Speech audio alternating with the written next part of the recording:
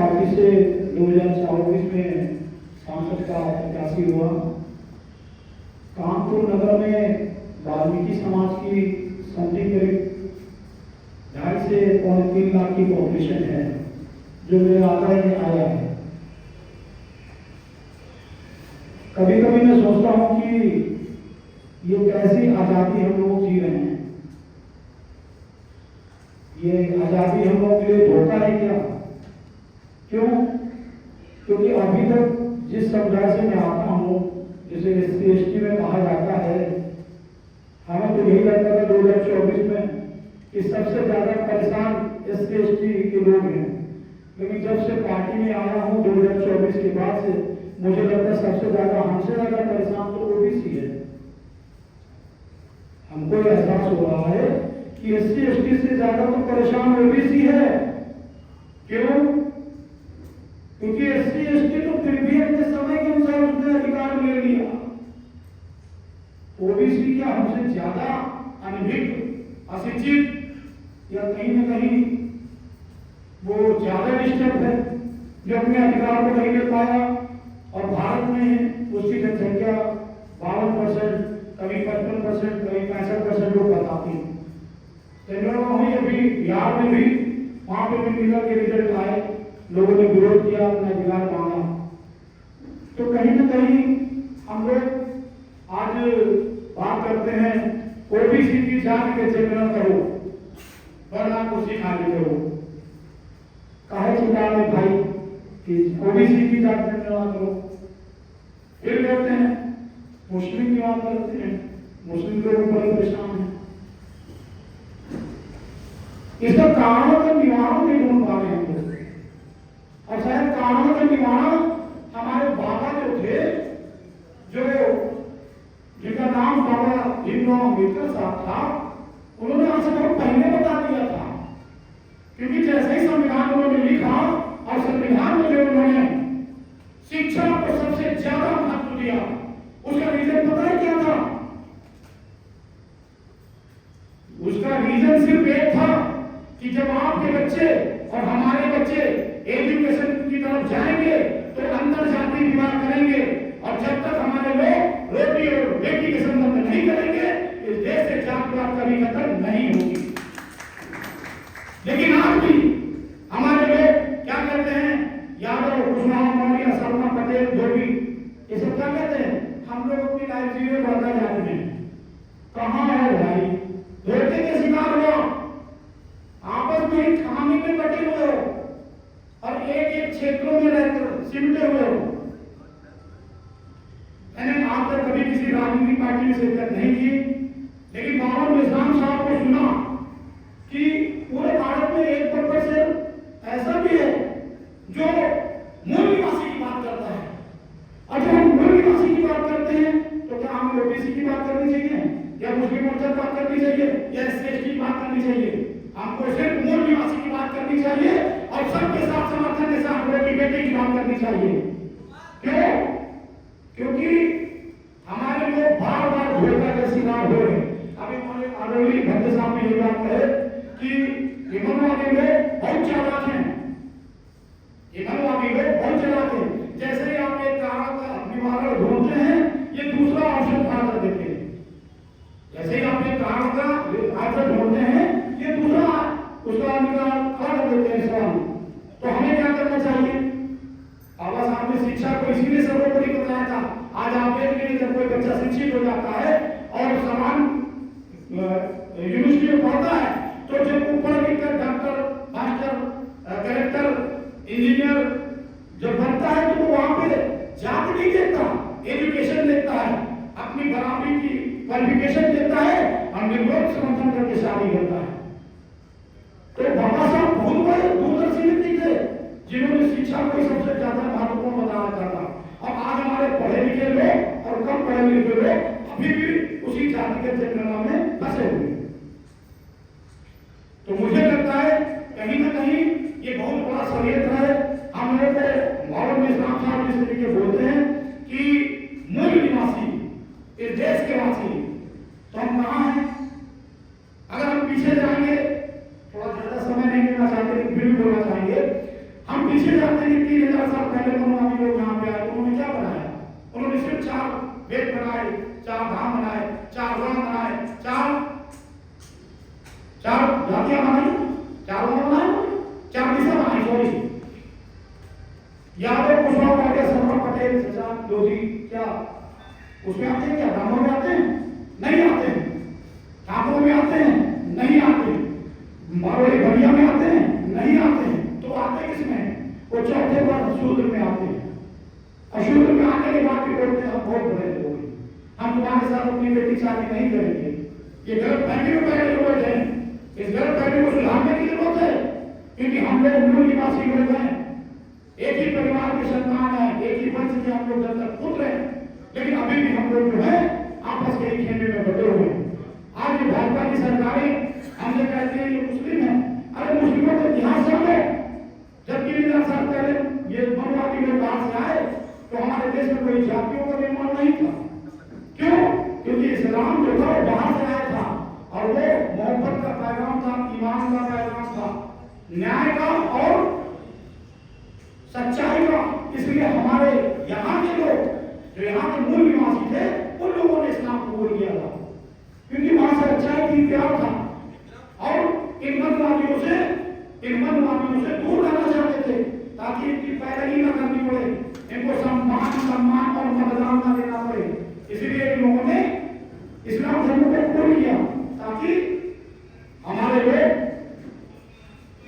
अपना एक नए तरीके से जीवन यापन कर सकें। हम इनको धन्यवाद देते हैं। ये कोई विदेशी नहीं है, ये हमारे देश के लोग हैं, लेकिन सिर्फ हम लोग को हिंदू मुस्लिम बताकर ये मनवादी लोगों ने डिस्टर्ब कर रखा। हमारे ये कहते हैं धीरेन्द्र शास्त्री, हमारे यहाँ का धीरेन्द्र शास्त्री अपने मंच से तमाम बड़ी बड़ी बातें करता है और विदेश में जाकर उनकी बहन की शादी दुबई में करता है।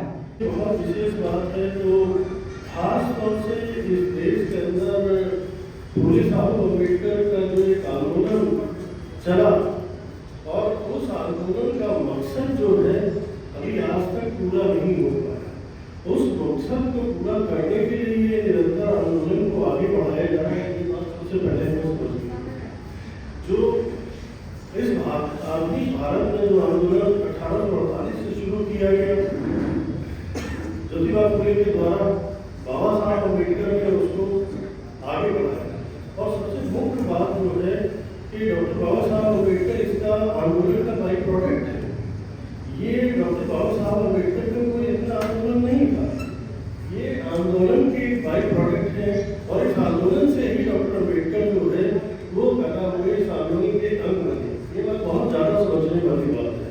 और खास तौर से ये जो आंदोलन चलाया जा रहा है ये वामसेन के माध्यम से और वामसेन के साथ जितने भी अन्य संगठन काम कर रहे हैं वामसेन के द्वारा बनाए गए, उसमें एक संगठन जो है राष्ट्रीय किसान मोर्चा भी है और राष्ट्रीय किसान मोर्चा के ऐसे ढेर सारे सैकड़ों संगठन इसमें निर्माण है, भारत में काम कर रहे हैं। तो मैं ये बताना चाह रहा हूँ कि उस पूरे के पूरे कार्यक्रम को अगर कोई चलाता हुआ दिख रहा है डॉक्टर बाबा साहब अम्बेडकर और काशीराम साहब के बाद, तो वामसेन है और वामसेन का नेतृत्व है। उसके अलावा देश में कहीं पर भी आप जाएंगे तो सही मुद्दों में बात करते हुए कोई भी संगठन नहीं दिखता। हमारी समस्या, सबसे बड़ी समस्या जो निर्माण हुई है हमारे भारत में, वो पहले तो जाति प्रथा निर्माण हुई और जाति प्रथा के अंतर्गत हम लोगों को डिवीजन किया गया, डिवाइड किया गया, तोड़ा गया। लेकिन आज उससे भी बड़ी और एक कदम आगे बढ़ करके समस्या निर्माण की गई। और वो समस्या क्या निर्माण की गई है? ढेर सारे लाखों संगठन का निर्माण किया जाना जाति के बाद जो लाखों संगठन का निर्माण किया जाना। और ब्राह्मण निरंतर इसी प्रयत्न में लगा है कि वो हर एक जाति और जाति के बाद जाति की सब कास्ट में और नीचे की यूनिट में भी संगठन काम कर रहा है। और दूसरी क्या बात हो रही है, इसके माध्यम से हमारे लोगों को क्या लग रहा है कि हमें जो राजनीतिक हिस्से की गिनती न करने के पीछे उनका उद्देश्य तो सभी जानते हैं, लेकिन अपनी सत्ता को कैसे बरकरार रखते हैं इन बातों को समझना पड़ेगा। दुश्मन सिर्फ हर समय वो किसी न किसी मुद्दे पर हमारे ध्यान को भटकाता है। जब हम एक लड़ाई लड़ते हैं तो वो दूसरी तरफ से वार करने की कोशिश करता है। आज हम ईवीएम के मुद्दे पर इतनी ताकत से मजबूती से लड़े हैं कि ऐसा महसूस होने लगा है सरकार को कि ईवीएम को हटाना पड़ेगा। अब जब ईवीएम को हटाना पड़ेगा तो उससे पहले ही सरकार ने एक प्रैक्टिकल करना शुरू कर दिया। मनुवादियों ने एक प्रैक्टिकल करना शुरू कर दिया और उसमें उन्होंने अपने आप को संतुष्ट भी है। वो उससे पूरा देश देख रहा है, पूरा समाज देख रहा है, जुडिशरी देख रही है, हमारे लोग देख रहे हैं, पूरा देश देख रहा है, दुनिया देख रही है कि एसआईआर के माध्यम से वो हमारे वोटों को काट रहे हैं और अपने वोटों को एडिट कर रहे हैं। तो अगर ईवीएम को हटाना पड़ा तो इस रास्ते से वो फिर सरकार बना लेंगे। खाली ईवीएम हटाने से काम करने वाला नहीं है। इन मनवादियों की हर व्यवस्था को हमको उनकी जड़ पर वार करना पड़ेगा, तोड़ना पड़ेगा। जब तक उससे नहीं जूझेंगे, नहीं लड़ेंगे, तब तक हम लोग किसी कीमत पे कामयाब होने वाले नहीं हैं। हम लोग खाली जनसंख्या की गणना करा लेंगे, जनसंख्या की गणना कराने के बाद मजबूरी में लंबे समय से जनसंख्या की गणना कराते 70, 75, 78 साल हो गए हमारे, कुछ हुआ, कुछ नहीं कर पा रहे हम। अब दबाव ज्यादा पड़ेगा और जनसंख्या की गणना तो कर देंगे, लेकिन इसको लागू भी तो होना चाहिए ना। लागू कराने के लिए हमको एकजुट होकर ताकत की बनानी पड़ेगी। हमारा समाज, खासतौर से पिछड़े वर्ग का समाज, वो थोड़ा उसकी तोंद जो है मोटी हो गई है, बुरा मत मानिएगा लोग। उनको ज्यादा दिक्कत नहीं है। एससी एसटी समाज को ज्यादा दिक्कत है। वो संघर्षशील रहा, वो लड़ा, उसने अपने अधिकार पे कब्जा किया। लेकिन हमारा जो पिछड़ा वर्ग का समाज है, ये जब अभी वो जानते ही नहीं है ना, हमारे लोग उनके बीच में जाके जगाने की कोशिश करते हैं। ज्यादा ना कहते हुए हम अपने मुख्य नीति को सुनने होने लगी, भीड़ की कमी नहीं। लेकिन कुछ चंद लोगों ने इस भीड़ को कम कर दिया। पुराने में तो हमारे उपासक महज कुशवाहा के अभी बैठे हुए, ये बहुत पुराने काल से सभी का करता है, सब पार्टी है और कई लोग नेता तो बनना चाहते, लेकिन परिवर्तन नहीं चाहते। कैसे परिवर्तन? जब तक आप लोगों के अंदर जाति का कीड़ा, जाति बीमारी बनी रहेगी, ये भारत में आप लोग जो है अपना शासन जवाब करता हो, ग्रहण करता नहीं करा पाओ, बना नहीं पाओ। ऐसे लड़ते रहोगे और ऐसे गुलाम बने रहोगे। इस गुलामी से निकलना होगा, क्योंकि जात कभी जाती नहीं। मानव से भेड़ बकरी और हाथी कुत्ता भी नहीं बन जाओगे, इंसान से इंसान ही रहोगे। इसलिए जो आप लोगों के अंदर टाइटिल जब मैं सुनता हूं ना, तो अंदर से खूब सूखने लगता है। बिना टाइटिल के गुजारा नहीं। ये टाइटिल बंद करो। जब मूल निवासी आपने एक संदेश दे दिया, तो इस देश में दो ही विचार, एक ही विचारधारा की लड़ाई है, ब्राह्मण बनाम अम्बेडकर। सीधी सीधी लड़ाई है, दूसरी लड़ाई नहीं, एक ही लड़ाई है। और ये लड़ाई आप लोगों को समझ नहीं आती। इसीलिए आप लोग जाति मानसिकता को दफना कीजिए, क्योंकि बाबा साहब डॉक्टर भीमराव अम्बेडकर ने कहा कि जब तक गुलाम को गुलामी का एहसास नहीं होगा, उस तक परिवर्तन नहीं जाएगा। और गुलामी का एहसास अभी नहीं है। छोट कहा जा रहा है, महान कहा जा रहा है, अछूत कहा जा रहा है, नीच कहा जा रहा है, लेकिन जाति झंडा उसी लगता रहा। मैं ज्यादा बड़ी बात नहीं करता, क्योंकि मैं सुनने आया हूं मनोहर साहब को, और आप लोग जातियों से बाहर निकालो, पहले शादी विवाह ना करो, लेकिन सामाजिक काम करोगे, आपको घर के बाहर निकलना पड़ेगा। बिना निकले हुए आंदोलन चलेगा नहीं। खूब पैसा कमाया है, शिक्षा पाई है, अधिकार पाया है, व्यापार पाया है, जमीन जायदाद पाया है, कोई कसर है क्या? नहीं। कोई अभी बाकी है क्या? कुछ और तुम चाहते क्या हो? आप क्या चाहते हैं? अरे जिसका मान सम्मान स्वाभिमान चला जाए उसको चीजें भर पानी में डूब के मर जाना चाहिए। मन कर इसलिए चाहो स्वाभिमान पैदा करो तो इस देश के हुक्मरान हो। छत्रपति महाराज साहू जी महाराज ने बाबा साहब को पूरी ताकत दिया और उन्होंने कहा कि मैं अम्बेडकर को इसलिए सहायता कर रहा हूं कि यही इस देश की व्यवस्था को संभालने वाला एक ही बंदा है, उनका बाबा साहब ने माँ का दिन द्वारा फूले बाबा साहब का सबको सहयोग दिया। ओबीसी समाज के महापुरुषों ने क्रांति ला दी, बलिदान हुए। अब आप लोग मौत से डरते हो क्या? मौत तो आएगी ही और वो कोई रोक नहीं पाएगा, लेकिन मौत दुर्घटना में आए दुर्घटना में ना आए, इस बात को याद रखिए। दुर्घटना तो निश्चित है, घटना निश्चित है, लेकिन अगर दुर्घटना हो गई तो आपका जितना भी कमाया हुआ, जितना सम्मान पाया हुआ, सब झटके में चला जाएगा। क्योंकि दुश्मन पूरी ताकत के साथ रातों दिन काम कर रहा है और अपनी इस देश की व्यवस्था को निर्माण करने वाले संविधान के द्वारा पूज्य बाबा साहब डॉक्टर भीमराव अम्बेडकर जी को नमन करता हूँ। इसके साथ ही आज के राष्ट्रीय पिछड़ा वर्ग मोर्चा, राष्ट्रीय किसान मोर्चा, प्रदेश व्यापी सहयोग के परिवर्तन यात्रा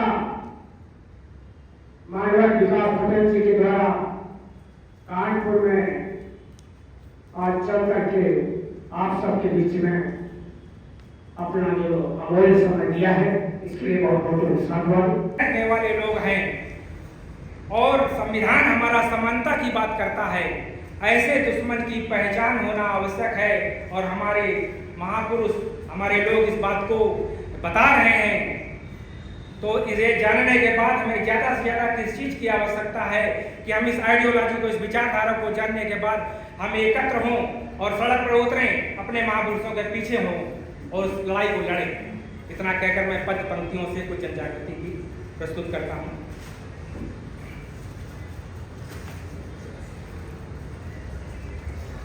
ये देश है हम सबका,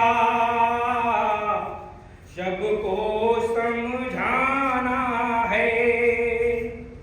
जिंदगी में जो भी मुश्किल भरे उस नियम को हटाना है। ये देश है हम सबका, शासन की मनमानी इस लोकतंत्र व्यवस्था में हम नहीं करेंगे सहन। जो कठिन करे जीवन, पिछड़ों की करो गिनती, क्योंकि हक हमारी हटाना है। चुनाव वोट से हम सब, चुनाव बैलेट से सभी चाहें, क्योंकि ईवीएम को हटाना है। ये देश है हम सबका। नेतृत्व नेताओं का सही राह बताना है, नहीं शक्ति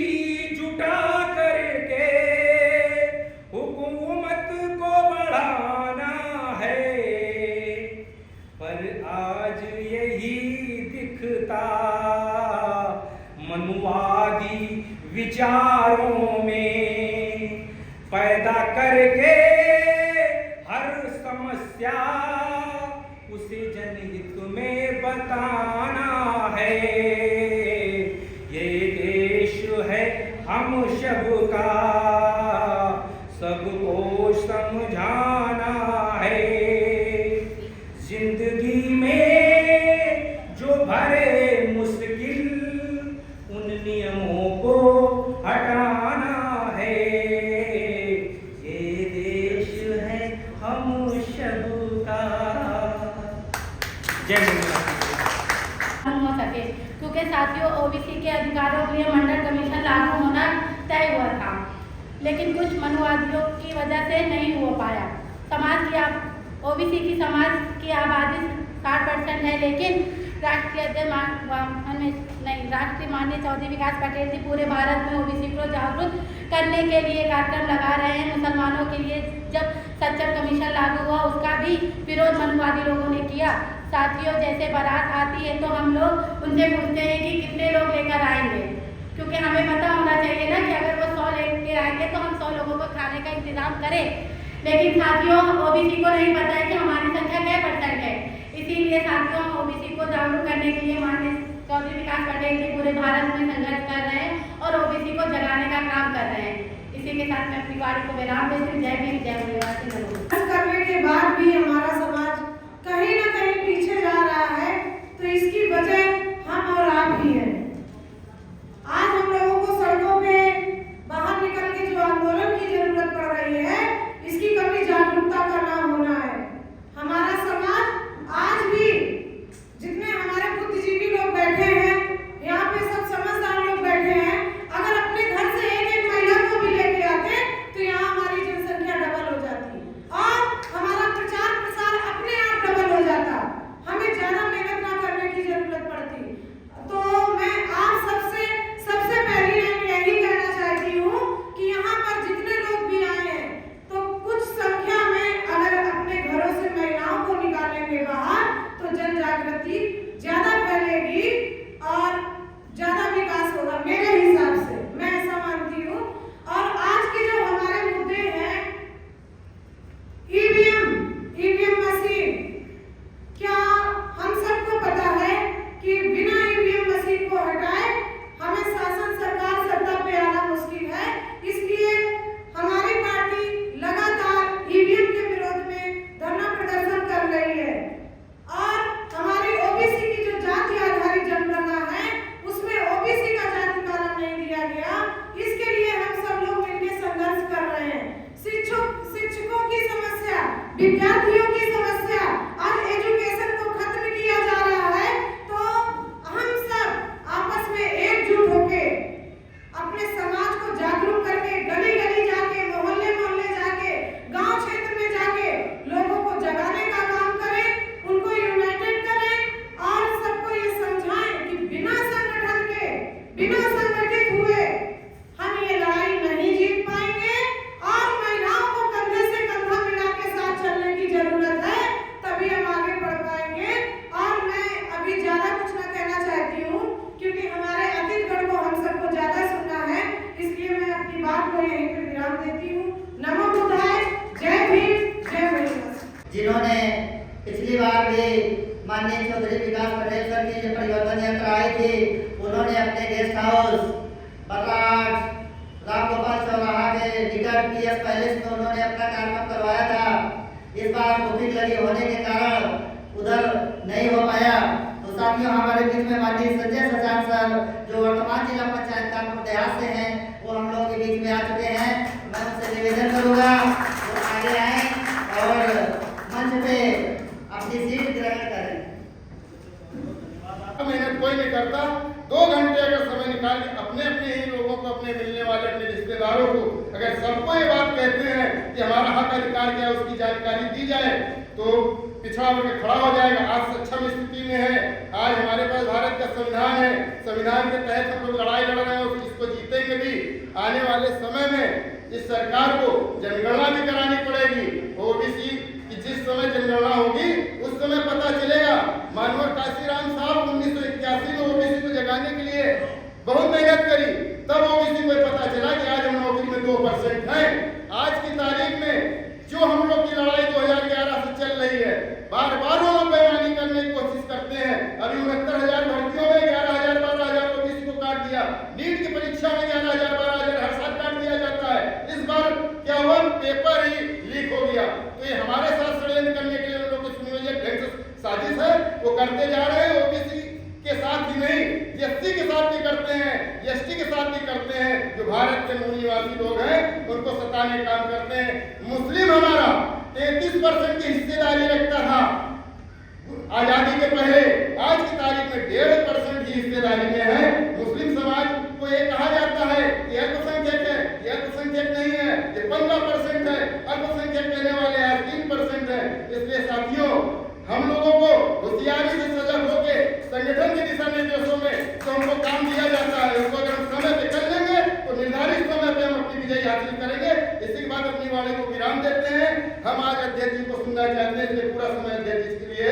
जय भीम, जय भारत, जय। और अधिकार की बात को उठाया है, तब तक ये मनुवादी व्यवस्था के लोगों ने अपना रूप बदल करके हम लोगों को ठगने का काम किया है। जब इस देश के अंदर निरंतर जातिगत जनगणना की बात पिछले लोगों के द्वारा उठाई जा रही है तो उसको कैबिनेट में पास कर दिया जाता है, लेकिन जब हम लोग देखते हैं कि हमारे यहाँ वो फार्म भरने आ रहा है तो उसमें पिछले का कोई ताल्लुक ही नहीं। तो बहुत दुख की बात है। हम लोगों को इस विषय में बहुत सोचना होगा कि जनगणना कराएं या जनगणना का हम लोग विरोध करें, क्योंकि जब वो हमारे पक्ष में ही जनगणना नहीं है तो उसमें अपना नाम लिखा करके हम लोग करेंगे क्या। साथियों, ये आज से नहीं हो रहा है, ये लड़ाई जब से शुरू हुई है। छत्रपति साहू जी महाराज ने जब से हम लोगों की आवाज उठाई, उसके बाद ज्योतिबा राव फूले, माता सावित्रीबाई फूले और सन 60 और 70 के दशक में बाबू जगदेव प्रसाद और उनके समकालीन जो लोग थे, मान्यवर रामस्वरूप वर्मा जी, महाराज सिंह जी और भी तमाम लोग, ललित सिंह यादव जी, तमाम लोग थे।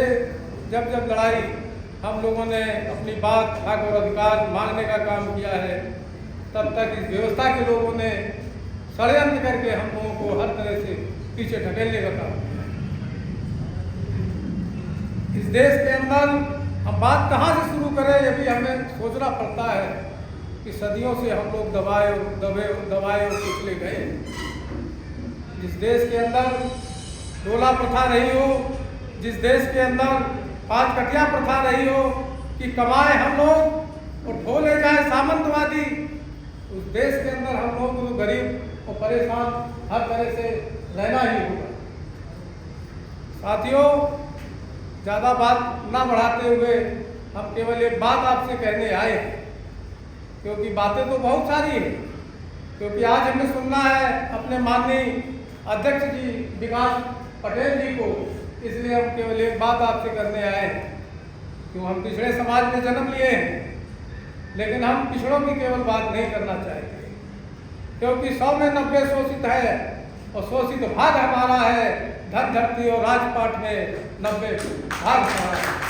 जब 90 की हम बात कर रहे हैं तो हम पिछड़े की जो परिभाषा है, उस पिछड़े की परिभाषा में हमारे वो दलित भाई भी हैं और हम लोग भी हैं।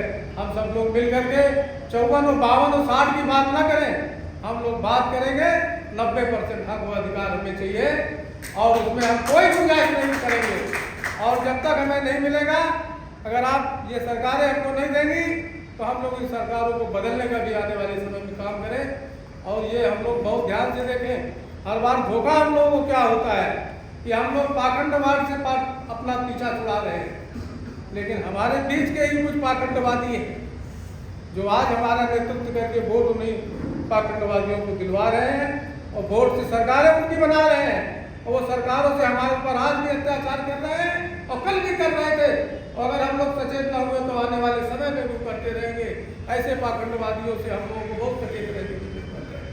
साथियों, ये बातें जो हम लोग मंच से कर रहे हैं ये बातें ठीक है, लेकिन हम लोगों को बैठ करके माइक हटा करके कुछ बातें आपस में कर लेनी चाहिए, क्योंकि सारी बातें हम लोग मंच से नहीं कर सकते हैं।